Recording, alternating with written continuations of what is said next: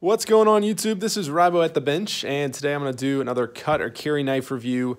Probably a fairly quick one today because I know next to nothing about fixed blades and I have almost no experience. But this is a really popular and interesting knife, so I got to borrow this from a friend. Shout out Russ again. Russ gets many shout outs on the channel. And this is the CRKT Minimalist. So this is about a $25 knife. You can find this at several big box stores. I think Lowe's around here has it. But this is a little fixed blade kind of neck knife, and it has this nice hollow grind with this Bowie style clipped point up here. And this is in 5CR18 MOV with some, what do they call these? Polished resin fiber something handles, which is, yeah, I don't know what that means. But anyway, very interesting knife. Comes with this really nice sheath that pops right in, and let me make sure I don't cut myself. Pops in and out, which is good and very hard to do on camera.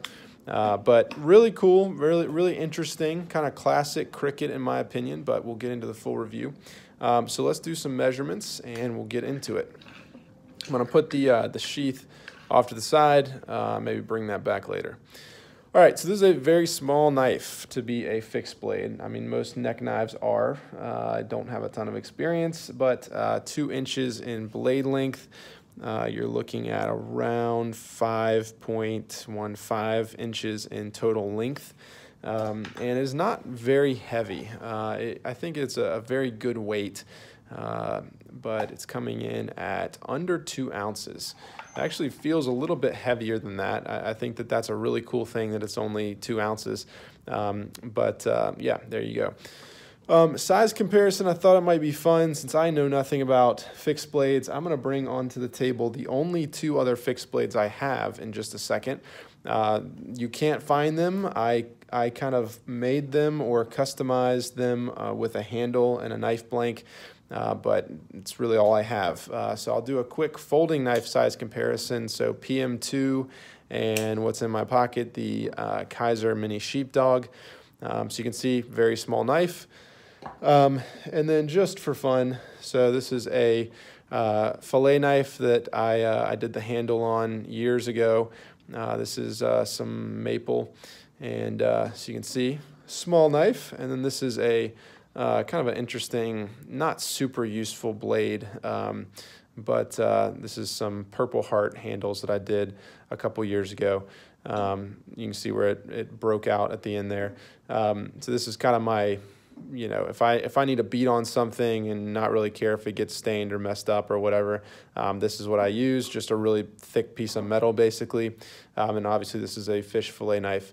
Anyway, really no bearing on this review because they're not production knives and you can't get them, but keeping in the theme of the Workbench channel, there you go. All right, so CRKT Minimalist.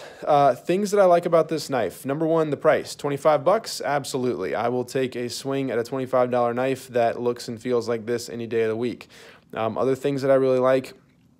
I really like the blade, actually. For a small blade, I think that this is a couple things. One, it is very useful, very functional. You have a very nice, long, sharpened length right there that I think is very useful, nice curve. You have this kind of clip swedge up here that kind of takes down the thickness a little bit. Looks really nice, I think, and is still very useful because you have this really wide belly. For a neck knife, for me, this would be more of like a camping knife. That's where I would wear it. This is super useful, and I think that it could be used for a lot of different things. You know, you could pry with this, you could, you know, do whatever you want to do, and I think it would hold up to it really nicely. Other things that I like, I think the ergonomics are far and away the thing that I absolutely love about this knife. This knife feels amazing in the hand. I mean, it feels fantastic. You have great jimping up here that continues even past the handles. You have these really deep finger grooves right here. Falls into the hand just absolutely perfectly. This knife is one of the best feeling knives well, fixed blades, and really I haven't had many of those, so what's that saying? But when I compare this to something like the, what's it called? Benchmade, is it the 101? Which is just a skeletonized knife that doesn't really have handles, but the ergonomics on this guy are so freaking good. They are, man, they're ergos on this, if you can pardon my my stutter. Ergos on this are just phenomenal. That is the thing. When I picked this up, immediately I was like, wow, that's fantastic. So big fan of that. I actually really like the scales as well. Again, I said this is some kind of poly something, resin fibered something.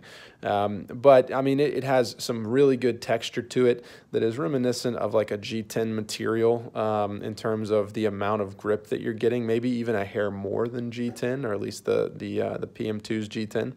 So that's really good. I think that all of the kind of shaping done to the handle are very nice. It makes it incredibly ergonomic.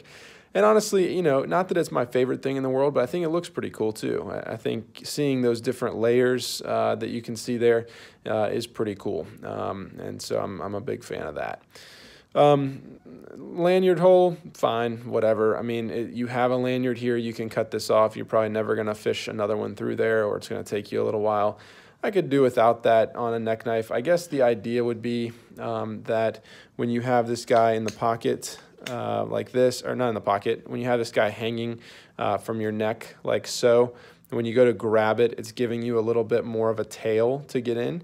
And so that I can see, and I think that's totally fine. I don't love the way that it looks, but I think that it's very functional, and so that's good. Other things that I like about the knife, aesthetically, I think it is a big win. I really like the way that it looks. And I also really like the fact that it comes with a sheath. For such an inexpensive knife, this is a very nice sheath. You can do a lot of different things with this. Fits it very well for storage, and so I think that that's really cool. I think, you know, the tint is a little bit hard on the sheath. You can, let's see, can you loosen that? No, you can't loosen that yourself.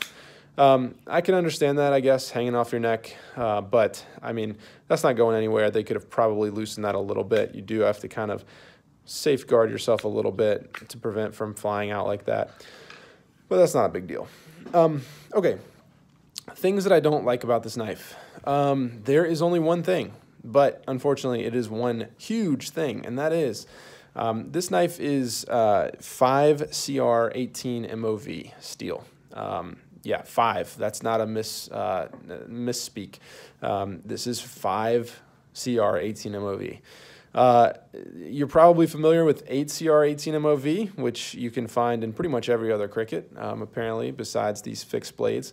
But they have gone to 5 on this one, which is really interesting. And I did a little bit of research to, you know, 5 obviously sounds really bad, especially when you consider 8CR13 MOV to be kind of one of the bottom tiers in knife steels, and really one of my least favorites.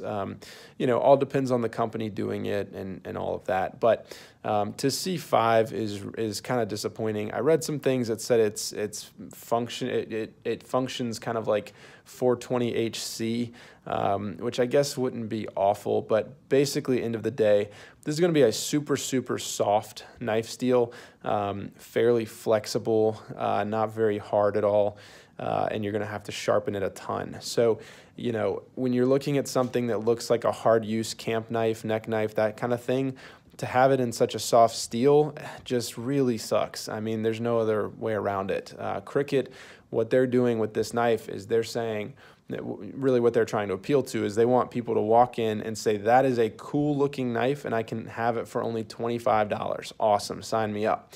And honestly, it's probably done very well because of that. And honestly, like, I would probably buy it even knowing that, because I think it is an excellent design.